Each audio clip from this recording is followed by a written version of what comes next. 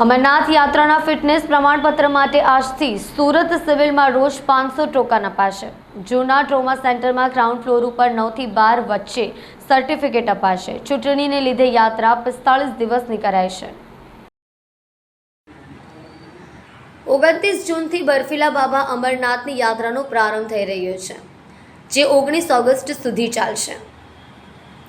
આ વખતે લોકસભાની ચૂંટણીને કારણે પ્રવાસનો સમયગાળો 60 દિવસને બદલે 45 દિવસનો રખાયો છે। યાત્રા પર જનારા શ્રદ્ધાળુઓ માટે ફિટનેસ સર્ટિફિકેટ જરૂરિયાત છે।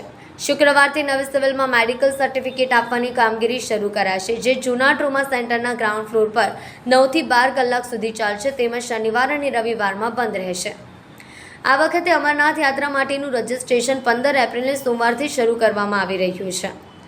તે જ દિવસથી ચારધામ યાત્રાનું પણ રજીસ્ટ્રેશન શરૂ કરવામાં આવશે।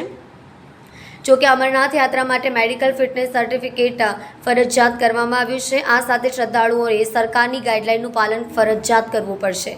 ચારધામ યાત્રા માટે યાત્રીઓને કોઈપણ પ્રકારના મેડિકલ ફિટનેસ સર્ટિફિકેટની જરૂર નથી, તેવું સ્થાનિક તંત્રનું કહેવું છે।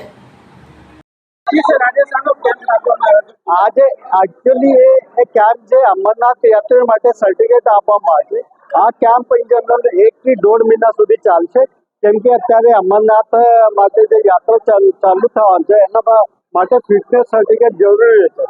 આ ફિટનેસ સર્ટિફિકેટ અમે નવી સિવિલ હોસ્પિટલ દ્વારા આપવામાં આવે છે, જે બધું સુવિધાઓ મફત આપવામાં આવે છે। આ સુવિધાઓમાં અમે એમને ફિટનેસ સર્ટિફિકેટ આપે છે। આ ફિટનેસ સર્ટિફિકેટ અમે એના ઇન્વેસ્ટિગેશનના આધારે ડૉક્ટર દ્વારા ચેકઅપ એટલે બ્લડ પ્રેશર ચેકઅપ કરવામાં આવે છે, પછી ડાયાબિટીસ માટે પણ ચેકઅપ કરવામાં આવે છે, અને જો યાત્રી 45 ઉપર રહે છે એને ECG કરીને એના હાર્ટની કન્ડિશન ચેક કરીને એ આપવામાં આવે છે। આ બધા સર્ટિફિકેટ 13 વર્ષથી વધારે અને 75 વર્ષથી જે ઓછા નાના યાત્રીઓ છે એમના આપવામાં આવે છે। આ સુવિધા અમે 9 થી 1 વાગ્યા સુધી આપીએ છીએ અને ઇન જનરલ 450 થી 500 ટોકન આપીએ છીએ।